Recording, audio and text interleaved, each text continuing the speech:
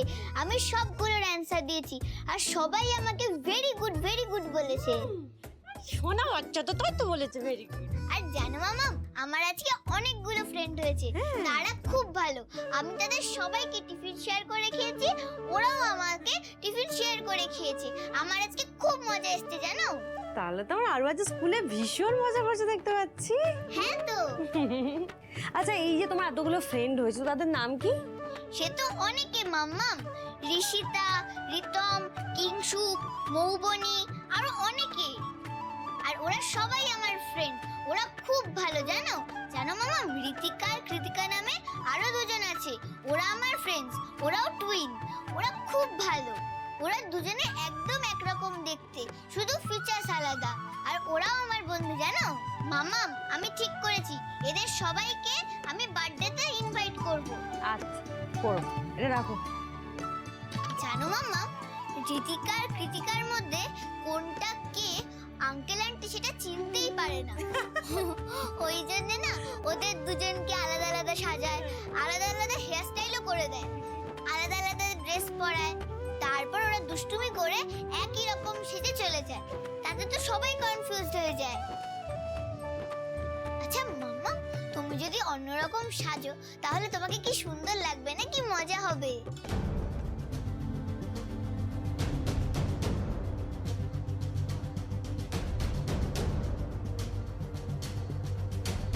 কি করবো বলো, তোমার মামাম তো ইউনিক, তোমার মামার মতো অন্য তো আর কেউ নেই। আচ্ছা মাম্মা, তোমাকে যদি অন্যরকম ভাবে সাজানো হয় তাহলে কিরকম দেখতে লাগবে তোমাকে? একটা কাজ করি, আমি সোশ্যাল মিডিয়ায় তোমার নাম দিয়ে সার্চ করি যে তোমার মতন দেখতে আর কে কে আছে।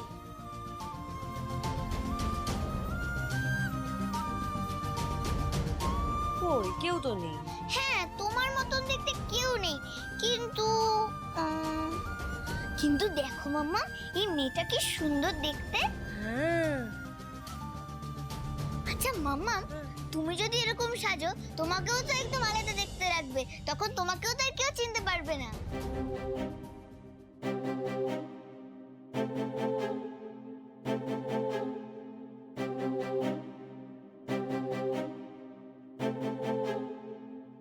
কেন? আর বুঝি এই মামামকে আর ভালো লাগছে না, তাই না? না না, আমার মামাম তো বেস্ট, শুধু একটু সাজলে আরো ভালো লাগবে। আচ্ছা বেশ, একদিন সেজে দেখাবো, ঠিক আছে? এবার খুশি? কিন্তু মাম্মাম, জানো তো, আমার যদি একটা টুইনস ভাই বা বোন হতো তাহলে কি মজা হতো। কার টুইনের কথা বলা হচ্ছে শুনি? এই যে আপনার মেয়ের স্কুলের কোন বান্ধবীর ওই টুইন বোন আছে, যেটা দেখে ওর ইচ্ছা হয়, যেটা টুইন ভাই বা বোন চাই। সত্যি? কিন্তু বাবাই, জানো তো, ওরা বলল যে আমার নাকি আর টুইন হবে না, কারণ আমি তো আগেই জন্মে গেছি। ইনফ্যাক্ট একটা ভাই বা বোন তো হতেই পারতো, বলো বাবাই। ইনফ্যাক্ট এখন হতে পারে, টুইনসও হতে পারে, কারণ আমার ভাই বা বোন দুটোই তো চাই। কিন্তু সেটা নাকি একমাত্র তুমি আর মামামে গিফট করতে পারো। বলো না বাবাই, প্লিজ আমাকে ভাই বোন গিফট করবে তো? ওরা থাকলে কত মজা, কত খেলতে পারবো ওদের সঙ্গে, সারা দিন মজা করব। প্লিজ বাবাই, দাও না প্লিজ, একটা ভাই বা বোন দাও না আমার, প্লিজ বাবাই। বাবাই বাবাই প্লিজ আমাকে ওই গিফটটা দিয়ে দাও, আমি আর কিচ্ছু চাইবো না, প্লিজ বাবাই প্লিজ। সব সময় তোমার জেদ। যাও কি কুকে বলো ডিনার রেডি করতে, যাও।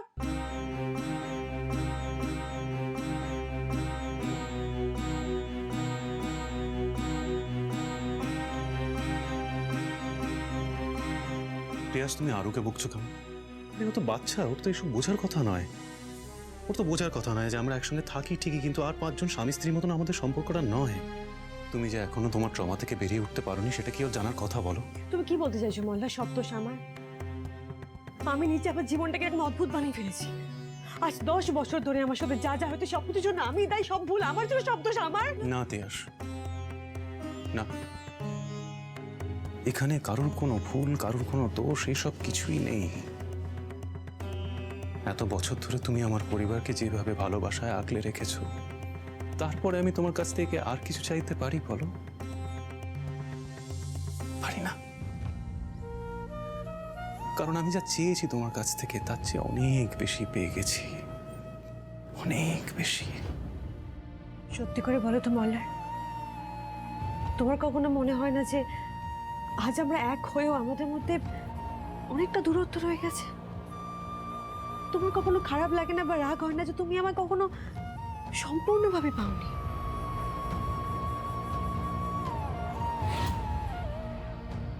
তোমার সময় দরকার, আর সেই সময়টা আমি তোমাকে আজ পর্যন্ত নিজের মন থেকে দিয়েছি। কেউ জোর করেনি আমার। আর প্রয়োজনে আমি সারা জীবন তোমাকে এই সময়টা দিতে রাজি। কারণ আমার কাছে তোমাকে পাওয়া মানে তোমার এই রক্ত মাংসের শরীর পাওয়া নয়, তোমার মন পাওয়া, তোমার ভালোবাসা, তোমার যত্ন, এগুলো বাকি সব কিছুর থেকে আমার কাছে অনেক বেশি। শোন না, আমার যেটা মনে হচ্ছে যে ভাই একটু এদিকে শোন না।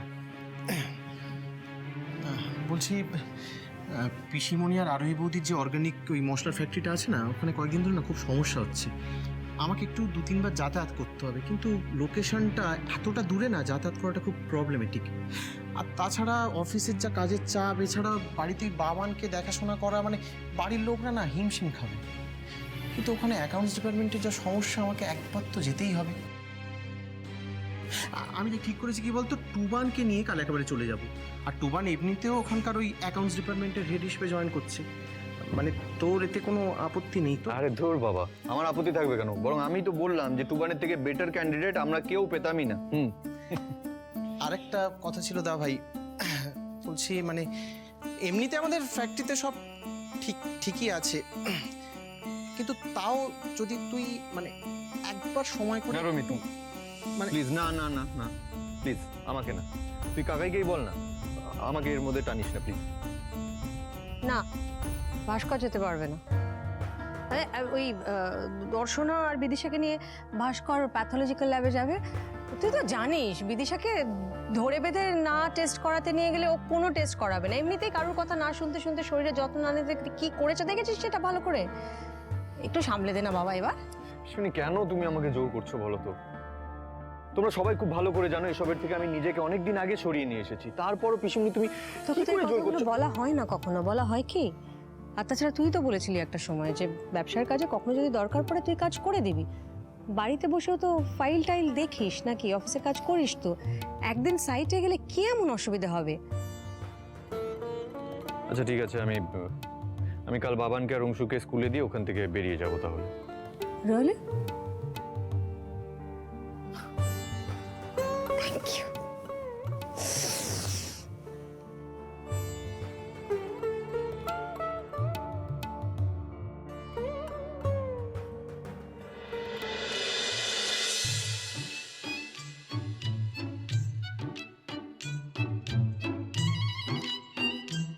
কি ব্যাপার সোনামা, আজকে বালিশ নিয়ে এখানে? আমি আজকে আমার বাবার কাছে শোবো। Any problem? না, কোনো প্রবলেম নেই, কিন্তু কোনো কিন্তু নয়। তোমার বউয়ের ওপর আমার আজকে খুব রাগ হয়েছে। আমাকে এত জোরে বকে দিল, ওনার সাথে তো এক ঘরে থাকাই যায় না। ওনার কাছে আমি শোবো না। সরো সরো বাবা। শো শো, এই যে আস্তে আস্তে আস্তে। আরু, কি বাবা তুমি এখানে কেন? তাহলে ঘরে সবাই চলো। আমি আর কোথাও যাব না বাবাই, আমি এখানেই শোবো। আমার রাগ হয়েছে, তুমি মাম্মামকে বলে দাও। আচ্ছা, তাহলে বাবাই তুমি তোমার মেয়েকে বলে দাও রাগ শুধু ওর একার হয় না, হ্যাঁ? আর আমার দায়ের পড়লো রাগ ভাঙানোর। বেশি বেশি জেদ হয়েছে এইটুকু মেয়ের। আরে আরে আরে, তুমি যাচ্ছোটা কোথায়? এভাবে রেখে যাচ্ছ কেন? আরে ও দেখেছো, বড্ড বেশি বকে দিয়েছ ওকে, মুখ ফুলিয়ে বসে আছে। শোন, আজ রাতের জন্য ওকে আমার কাছে ছেড়ে দিয়ে যাও। কিন্তু হ্যাঁ, ওকে সকালে থেকে সব ভুলে গেছো। আমার কথা মানো, যাও গিয়ে ঘুমিয়ে পড়ো, যাও।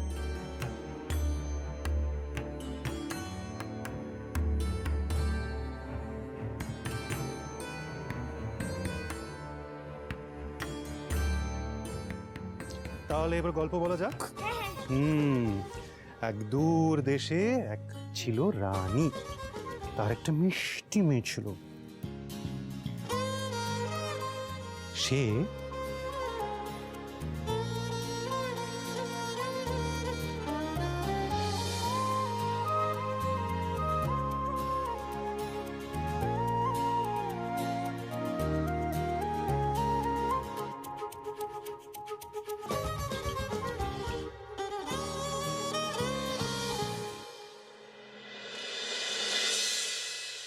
ঠিক আছে, ভাবি বেশি ইম্পর্টেন্ট তো।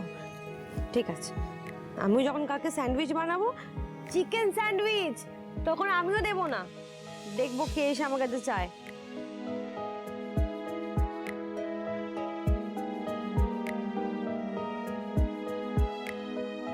আচ্ছা মাম্মাম, তুমি যদি অন্যরকম সাজো তাহলে তোমাকে কি সুন্দর লাগবে না, কি মজা হবে।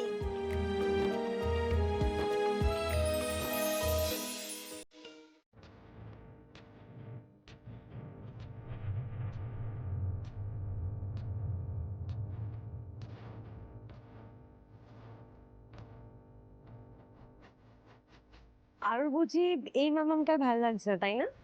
না না, আমার মাম্মাম তো বেস্ট। শুধু একটু সাজলে আরো ভালো লাগবে।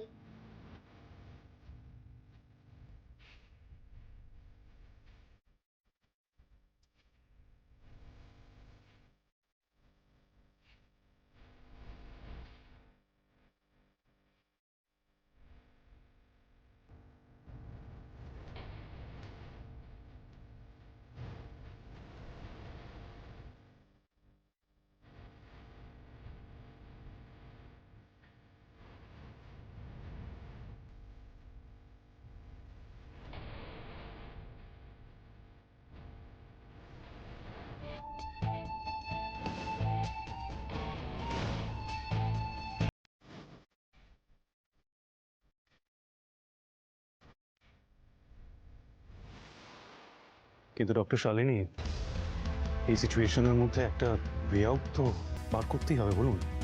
ডক্টর ব্যানার্জি, ওয়ে আউট বের করাটা একটু মুশকিল, কারণ তিয়াসের যে সমস্যা সেটা যথেষ্ট অদ্ভুত। আর এত বছর ওষুধ খাওয়ার পরেও আমরা যেটা এক্সপেক্ট করছিলাম সেরকম কোনো ফল তো এখনো পাইনি।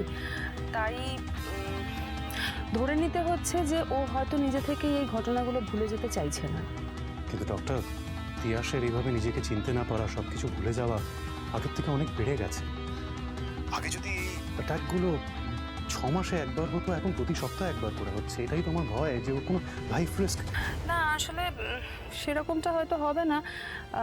দীর্ঘকাল ধরে একটা ট্রমাকে তো বয়ে বেড়াচ্ছে, যার ফলে একটা আইডেন্টিটি ক্রাইসিস ওর মধ্যে তৈরি হচ্ছে। আর সে কারণেই ও মাঝে মাঝে ঠিক অন্য মানুষ হিসেবে নিজেকে দেখতে পাচ্ছে, এবং সেই মানুষটার রূপে ও নিজেকে রাঙিয়ে নিচ্ছে, বুঝতে পারছেন?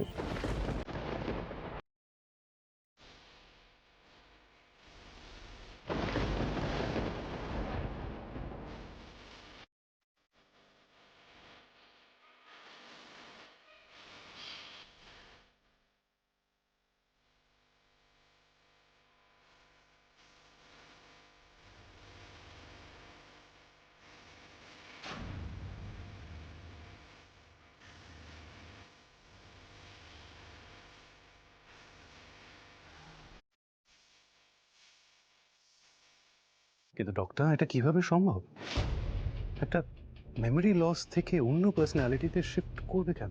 অন্য পার্সোনালিটিতে শিফট করতে পারে, তার কারণ হচ্ছে বহু বছরের ট্রমা থেকে এক ধরনের ইনফিরিয়রিটি কমপ্লেক্স বা একটা আইডেন্টিটি ক্রাইসিস যেহেতু তৈরি হয়, তার ফলে হয়তো ধরে নেওয়া যেতে পারে কোনো পাস্ট ব্যাড মেমরি থেকে এটা ট্রিগার করছে, যার ফলে ও সেই সময়টাতে আপনাদের কারুকেই চিনতে পারছে না। এটা হতে পারে। কিন্তু ডক্টর, আরও আমাদের মেয়েকে কোনোদিন ভুলে যায় না কিন্তু। Very simple, she is a mother, doctor Banerjee. আর মাতৃত্বের ফিলিংয়ের ওপরে কোনো ফিলিংই ডমিনেট করতে পারে না।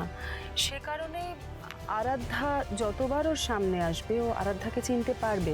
বাট ডক্টর ব্যানার্জি, আমাদেরকে একটা বিষয় খেয়াল রাখতে হবে, যে ওর আসল পরিচয়ের ওপর ওর কোনোভাবেই যেন এই ভেবে নেওয়া চরিত্রটা ইনফ্লুয়েন্স করতে না পারে। মানে একটা সাবকনশিয়াস মাইন্ডে ওর তো চরিত্র খেলা করছে, সেই চরিত্রটা যেন ওর আসল পরিচয়ের ওপর এফেক্ট করতে না পারে, তাহলে কিন্তু ও যে কোনো সময় যে কোনো রকমের ঘটনা ঘটাতে পারে, যেটা ফিউচারের জন্য খুব খারাপ হতে পারে।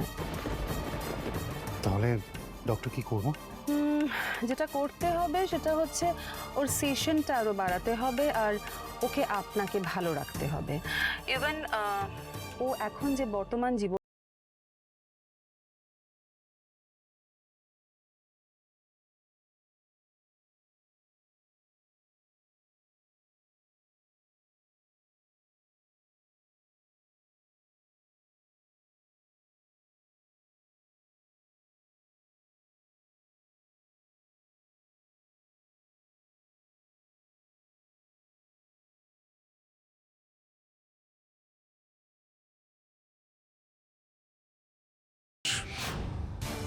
আমি তোমার কোনো ক্ষতি হতে দেব না।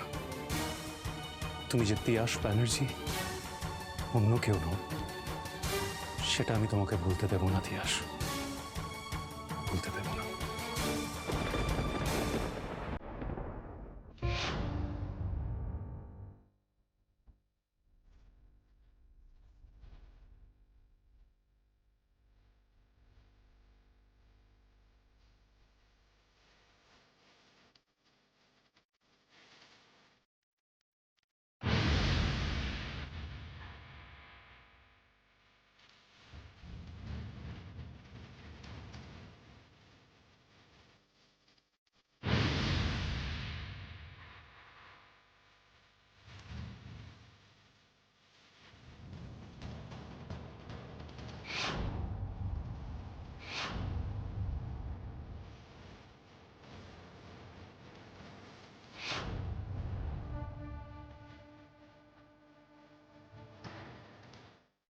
রমিত, আমি তো যাচ্ছি, আমি বাকিটা দেখে নেবো, তোকে অতটা চিন্তা করতে হবে না। ঠিক আছে, শোন শোন শোন, ভাস্কররা বেরিয়ে পড়েছে, তোরা ঝটপট বেরিয়ে পড়। আর ওই অ্যাকাউন্টসের ফাইলগুলো ওগুলো নিয়ে যেতে ভুলে যাস না বাবা। এই যে এখানে আমি সব নিয়ে নিয়েছি, ঠিক আছে, তোমাকে তো চিন্তা করতে হবে না। অংশু, বাবান, হয়েছে তোমাদের? রেডি তোমরা? চলো বেরোবো তো। আমি রেডি পাপাই। বাহ, গুড। আমিও রেডি জ্যাঠাই। সব বাস, যাও তাহলে চটপট ব্যাগটা নিয়ে নাও। হ্যাঁ চলো। পাপাই, তুমি বেরোনোর আগে না আমি তোমায় কিছু দেখাতে চাই। কি এটা? তুমি নিজেই দেখো না।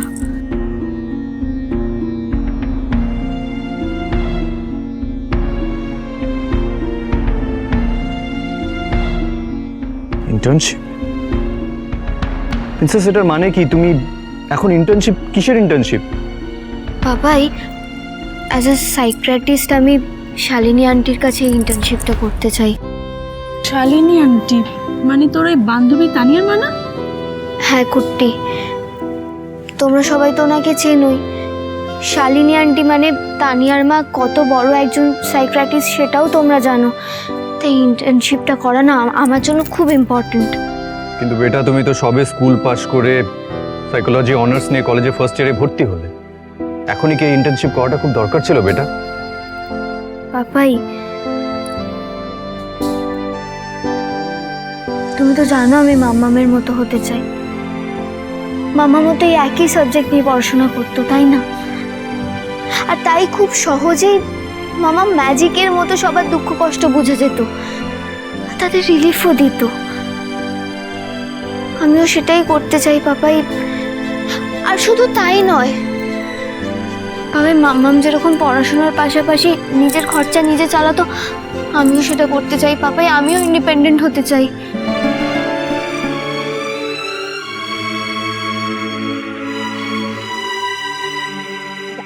আমি বলছি কি আরু, এক্ষুনি তো এগুলো করবার কোনো দরকার নেই। মানে পড়াশোনাটা তো এখনো শেষ হয়নি, এটা তো নেসেসিটি নয়। হ্যাঁ, মানে আমাদের তো কোনো কিছুর অভাব নেই, তাই না? রমি, অভাব নেই ঠিকই, কিন্তু মামাম সবসময় বলতো যে মানুষের কাজই তার পরিচয়। তাই আমিও না নিজের যোগ্যতায় কিছু করতে চাই। ছোট থেকে মামা আমায় যা যা শিখিয়েছে সেগুলো কাজে লাগাতে চাই আমি। তোমরা প্লিজ আমায় একটু হেল্প করো, প্লিজ সাপোর্ট করো আমায়। অনি শোন না, আমি বলছি যে ও খুব একটা ভুল কিছু তো বলছে না। আই মিন মেয়েটার কথায় কিন্তু লজিক আছে।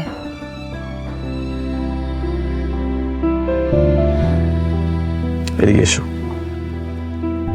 আমার প্রিন্সেস ইন্ডিপেন্ডেন্ট হতে চাইছে, এত ভালো একটা কাজে আমি আমার প্রিন্সেসকে না করতে পারি? ধরো ধরো, কাজটা মন দিয়ে করো। All the best. Thank you Babai, thank you so much.